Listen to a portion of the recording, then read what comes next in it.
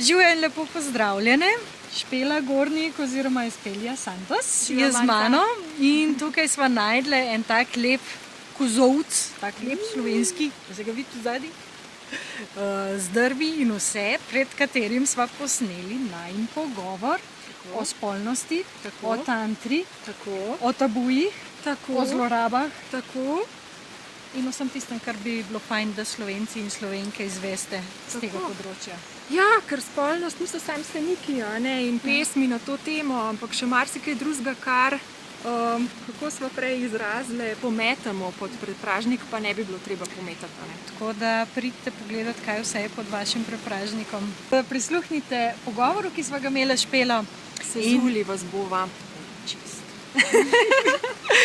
Lepo se imejte, se vidimo. Čau, čau.